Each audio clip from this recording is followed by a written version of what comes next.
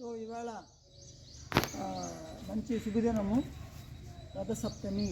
అంటే సూర్య భగవానుడు రథాన్ని ఉపయోగించి చేసే విధానం ప్రయాణాన్ని కొనసాగించారంట. ఇక్కడ దేవామృతం అని తయారు చేస్తున్నాం. సుభాష్ పాలేకర్ గారు చెప్పినటువంటి ఈ యొక్క ఆరోగ్యానికి వ్యవసాయం భాగంగా వ్యవసాయానికి ఉపయోగించే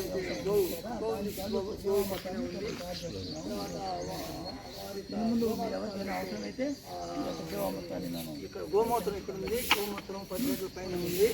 అలాగే గోమయం అంటే పేడ ఇది కూడా ఉంది. ఇప్పుడు ఎలా చేయాలనేది చూసుకున్నాం. ఇక్కడ వారు చెప్పింది ఏంటంటే పొలం మట్టి అక్కడ పెట్టుకున్నాము.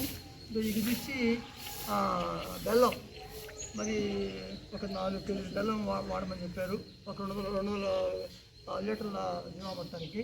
అలాగే దుదల పిండి అంటే అలసందర పిండి కానీ శనగ పిండి కానీ వాడుకోవచ్చు మనము.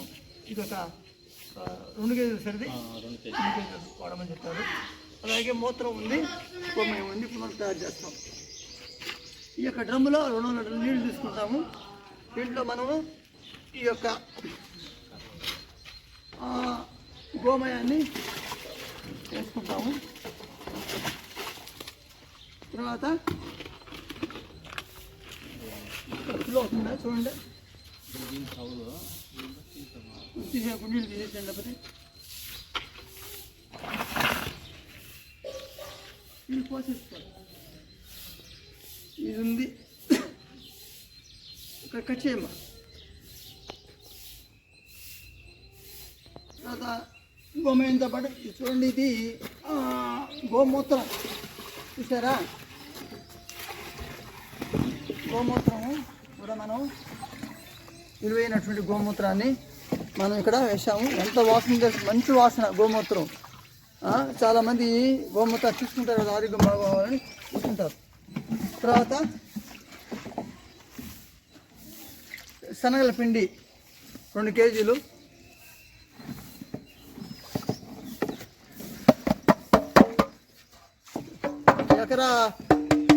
ఒక ఎకరాకి మనం ఉపయోగపడేటువంటి జీవామృతం తయారు చేస్తున్నాం.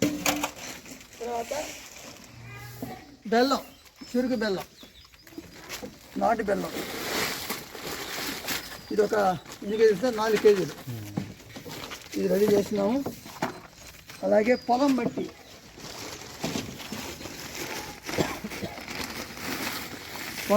ఒక దోషుడు.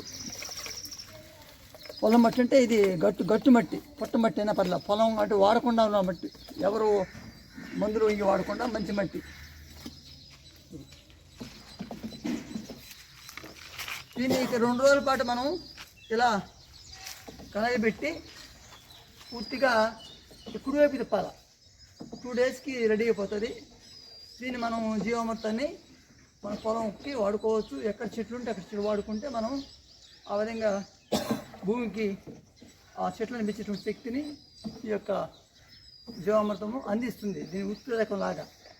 దీన్ని ఏమంటామంటే సాయం అంటాం, కల్చర్. Thank you.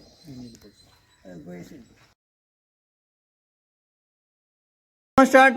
0 1 2 3 4 5 6 7 8 9 10